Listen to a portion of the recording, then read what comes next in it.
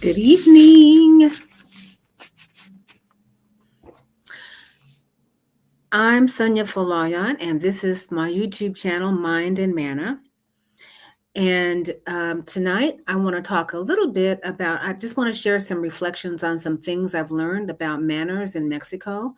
I've not been here a long time. I've been here 3 years, but that's given me enough time to observe some things about manners and social interactions that I think are helpful. And I would like to, I'd like to offer if anyone has anything to contribute or if you have any questions, please share them. If you happen to catch this on the replay, would you let me know that you are catching it on the replay? Because I do want to talk about manners in Mexico and some things that we can think about. But before I do that, I do want to introduce myself. I'm Sonia Folayan. And I help mature women, who are interested in improving their finances so that they can level up to a more intentional way of life that includes freedom, rest, travel, and ease. Hola, savvy soldier. Welcome, welcome, welcome.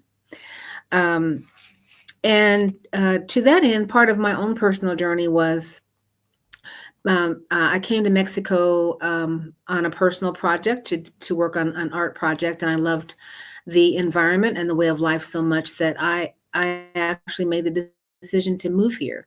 It was a very sudden decision for me. I had not put a lot of time or thought or energy into that possibility.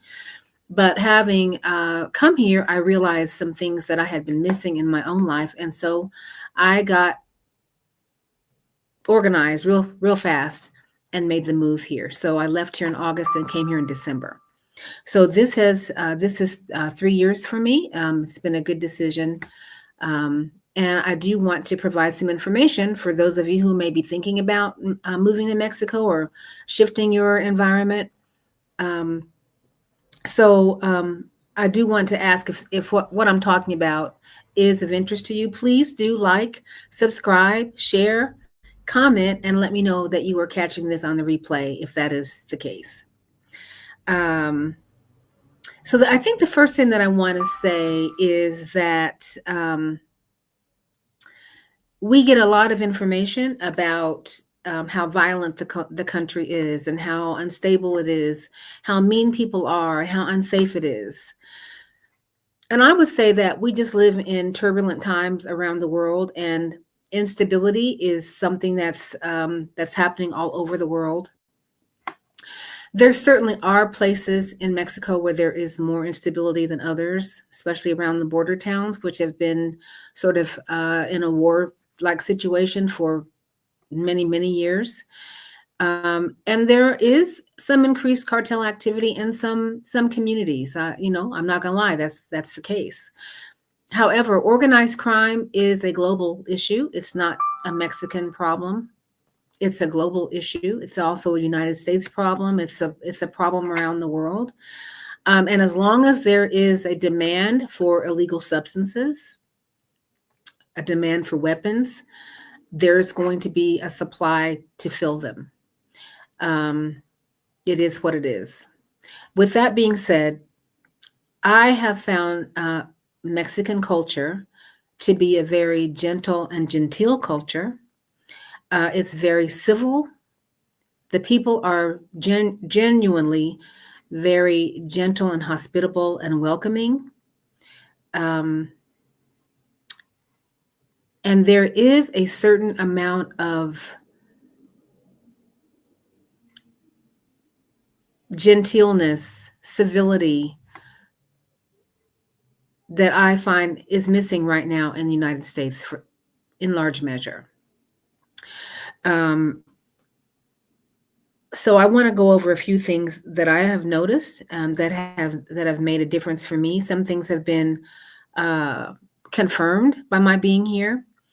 And those of you who are watching, if you have some things that you want to share as well or some questions, let me know. The first thing is greeting one another is very, very important.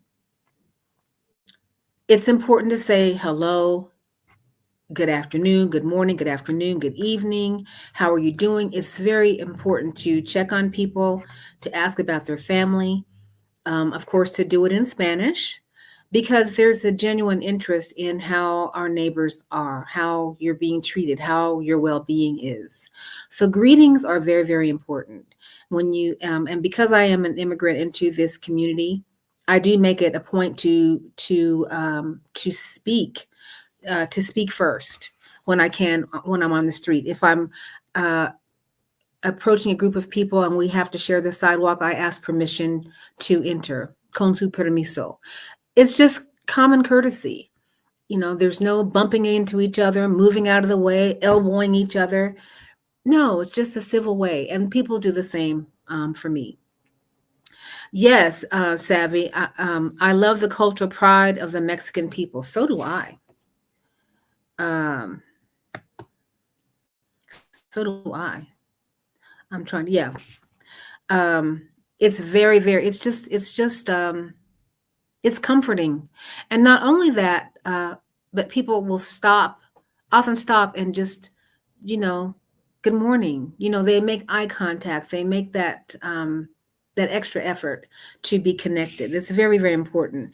And also, what I have found is it's important to use titles, señor, señora, for elders and seniors.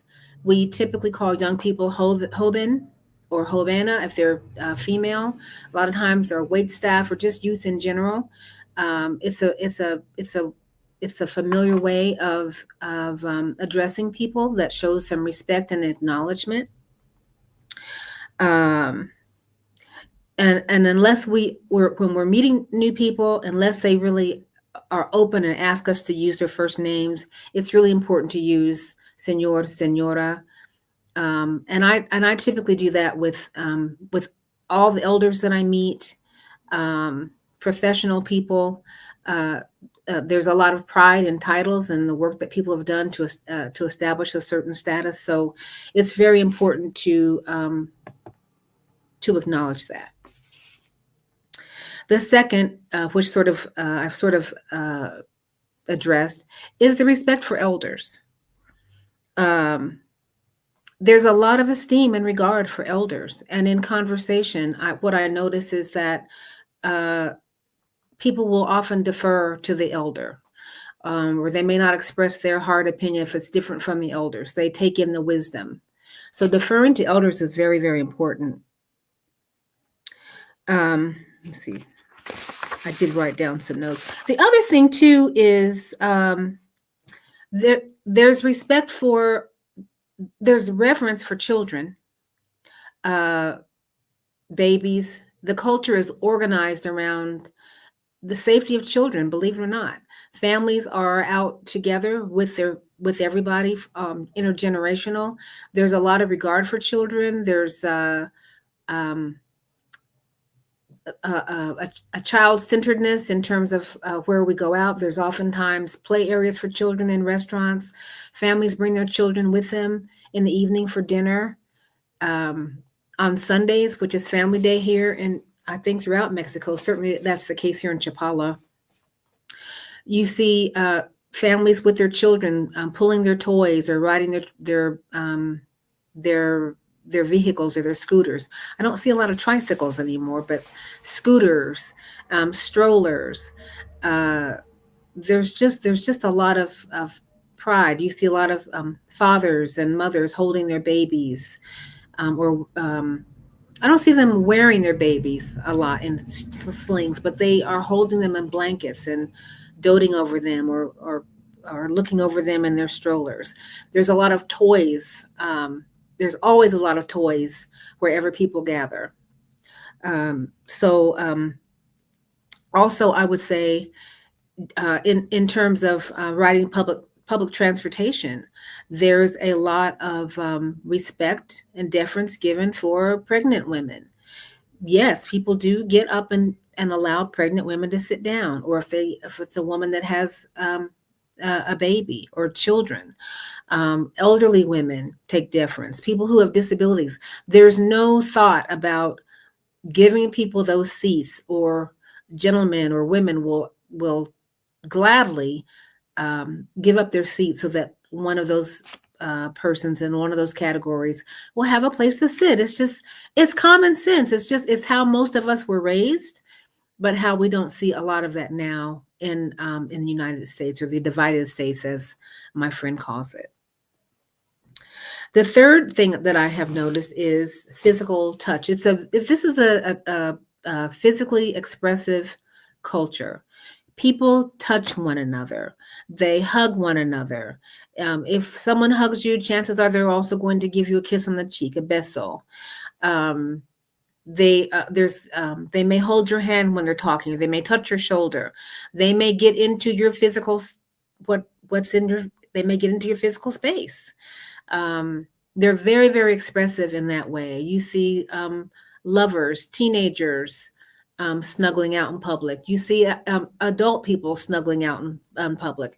And in large measure, I think, is because a lot of times families live together, and teenagers probably don't have a place of privacy to make out at home, so they're making out on the streets.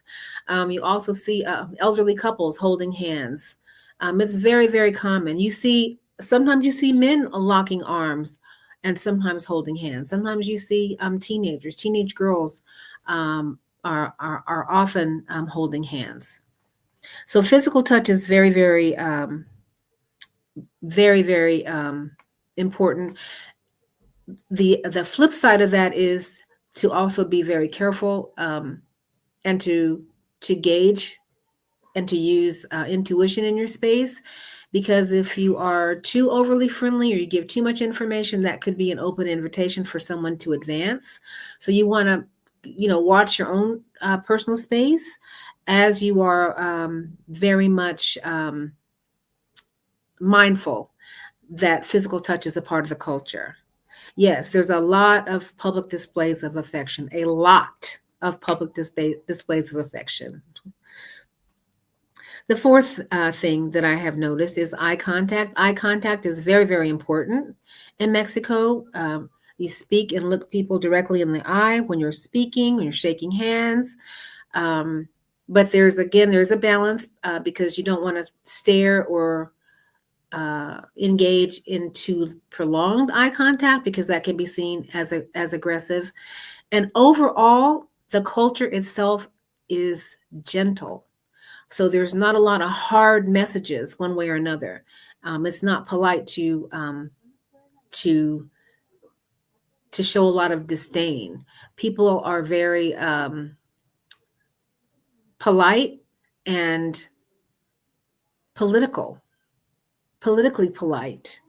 Rather than say a hard no, I can't do this, or I won't come, or I don't like something, it might be I'll try it later, or there's going to be a gentle way of saying no.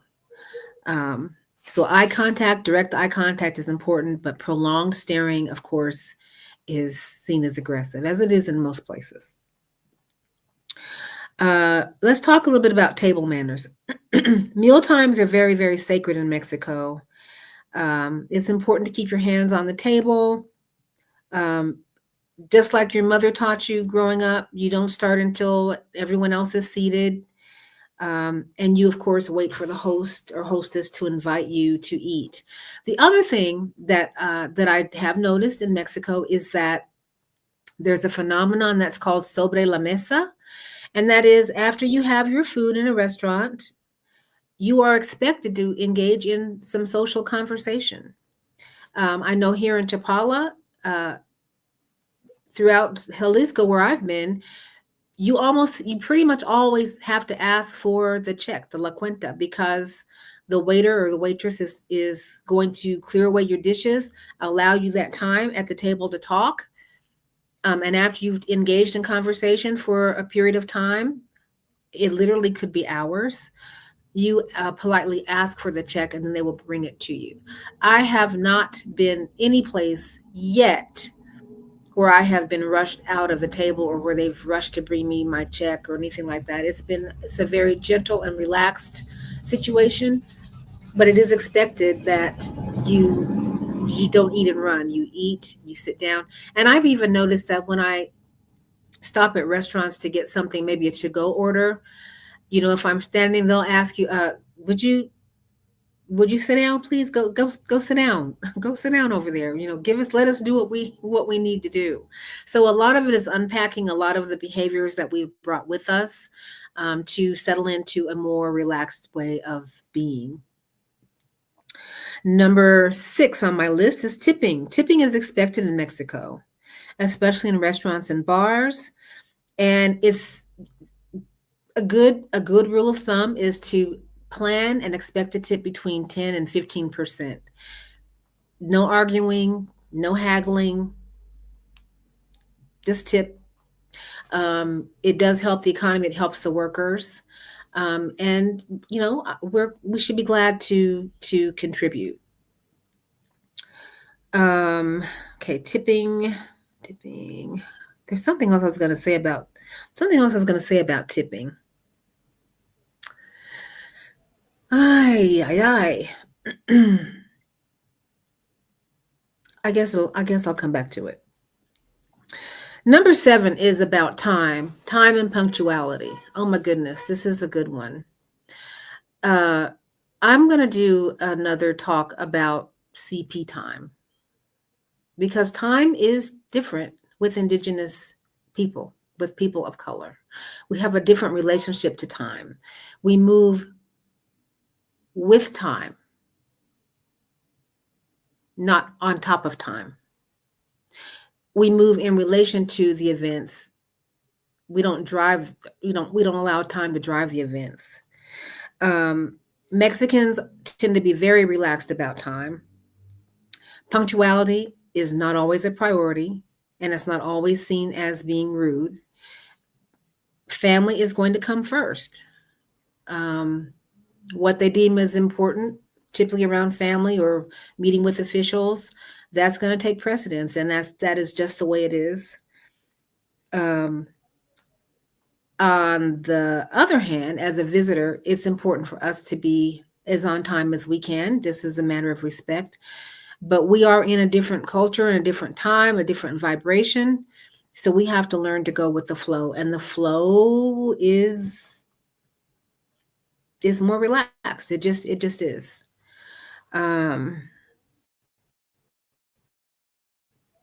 I love that, Savvy. This is a good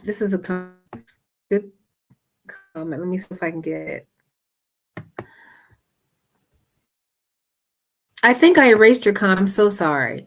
But what Savvy Soldier said is that we never have to worry about being late. There it is. We never have to worry about being late. What an awesome thing. I have had meetings with city officials, and I've waited several hours. I've had business meetings where we would meet over coffee shop to sign papers. And meeting with drove by in his truck and said, I know we have a meeting now, but I'm gonna have to call you back because I've gotta go home right quick. Can we reschedule? He's rescheduling while I'm sitting there waiting for him. Okay. So I'm learning not to take these things personally. It's just learning to flow with the culture and with the vibe is just really important.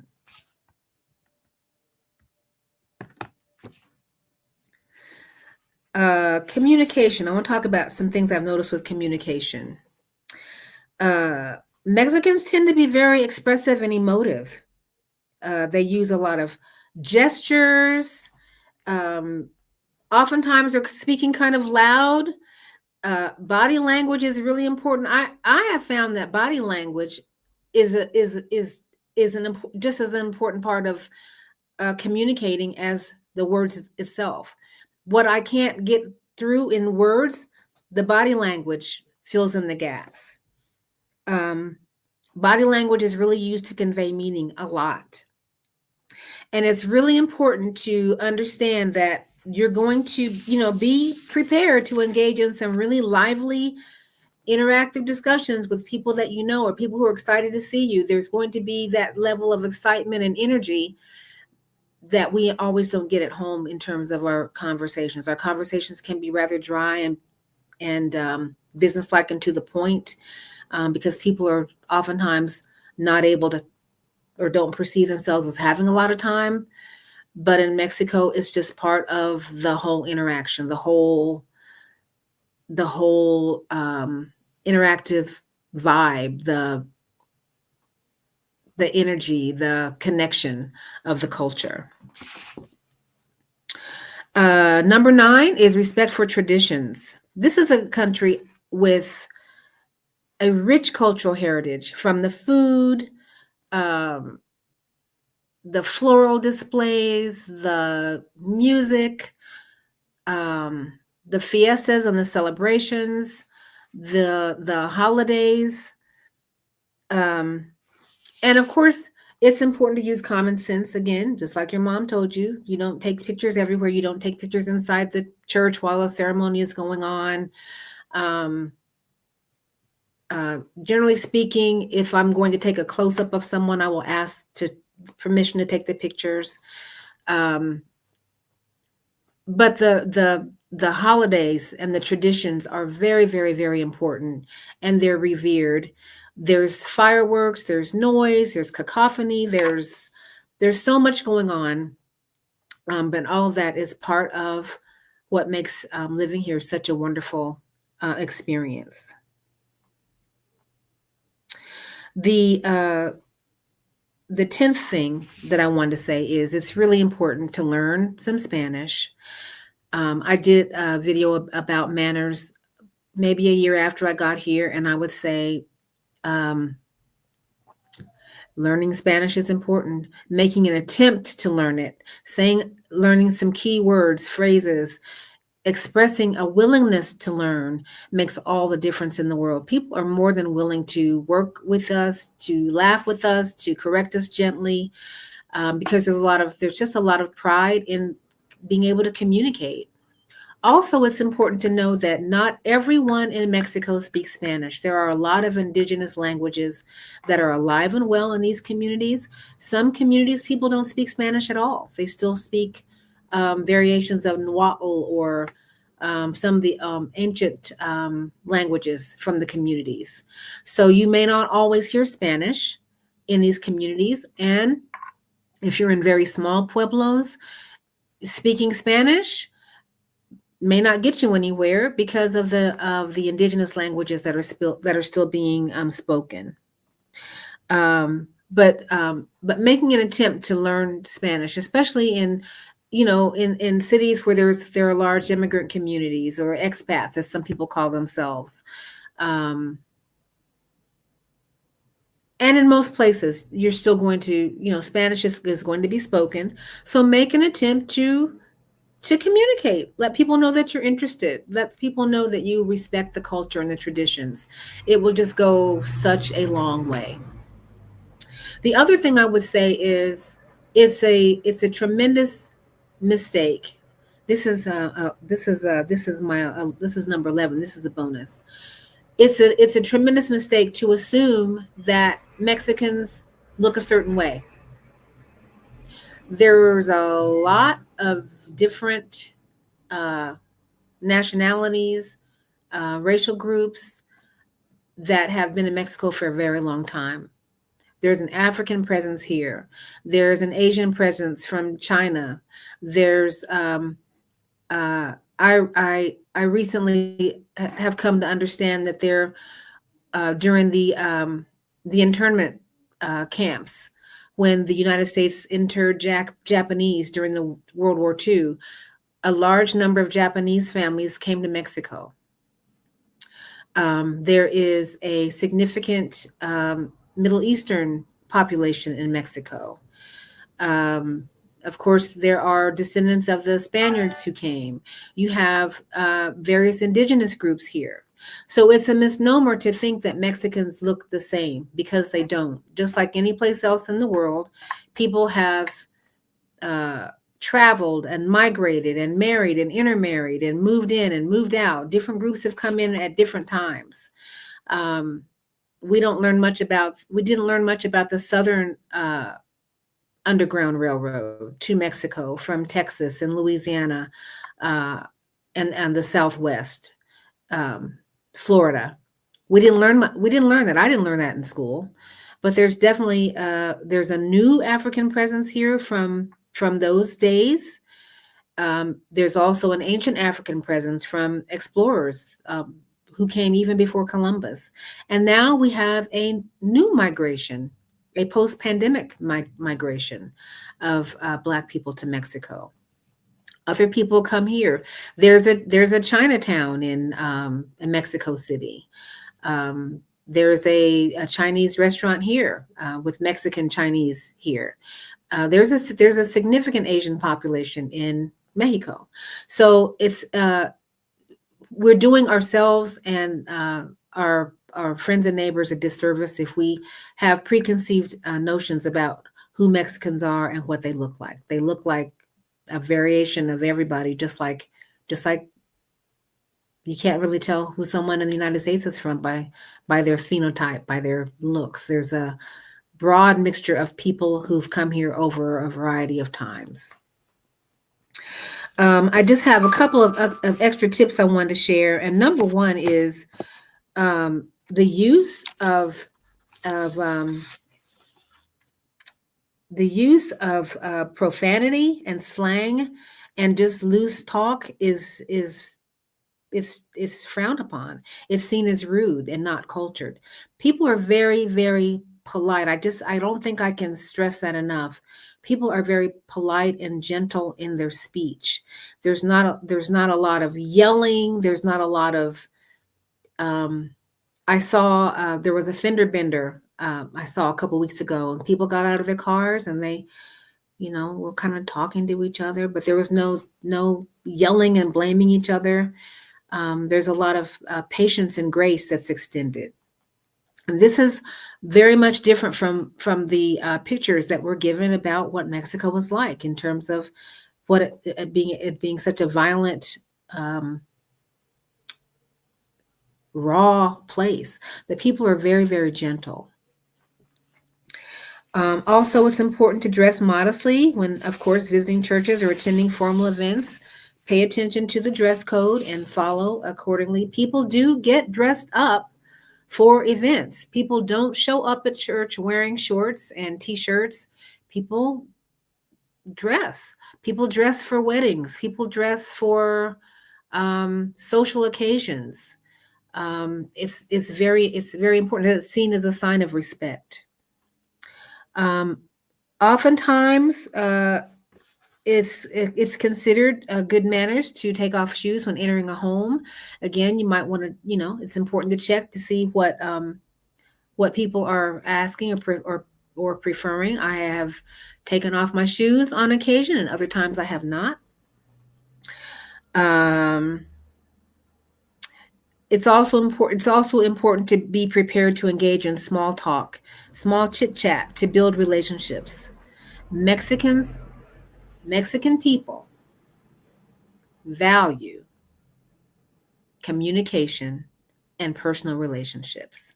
I can't stress that enough. There is value in the human connection.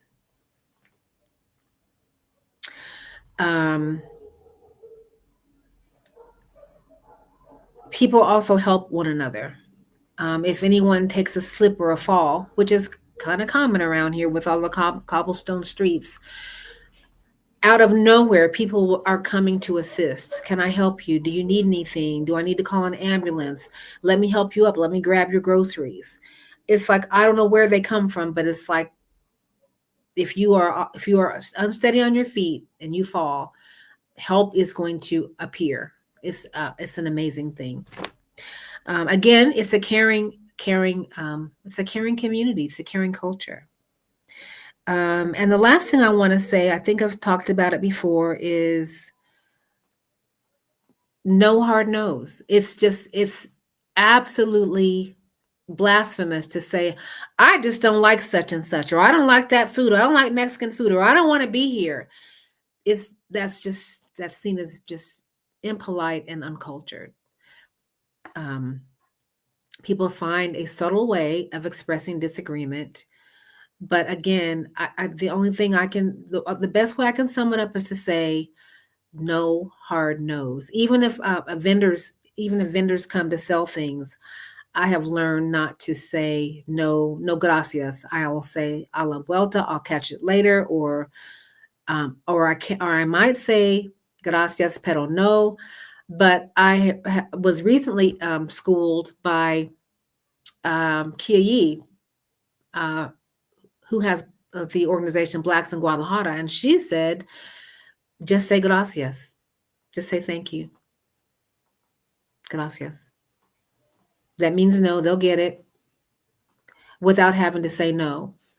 So I think when we keep these cultural things in mind, it helps us to be able to navigate in the community better, helps us to show respect, helps us with our own entry and acceptance. And the main thing is it helps us to build meaningful connections with people that we meet. So in the chat, if you catch this on the replay, share with me some things that you've noticed in terms of manners in Mexico, some things that you've learned, some things that were a surprise to you, so that we can continue to learn together. That's just it for now. I thank you for tuning in. Thank you, Savvy Soldier, for your contributions. And I look forward to catching up with you all very soon. I've got some more videos coming out this week, and I look forward to your participating. I'm trying to get to 1,000 subscribers as soon as I can. I would love to do it by the end of this month if possible, but if not, I'm going to keep working on it. But my goal is to do it by the end of this month. So please, thank you again for your likes, your subscriptions, your shares, and your comments. And I look forward to seeing you all next time. All right, thanks. I think that's all the comments I have for now. So thank you.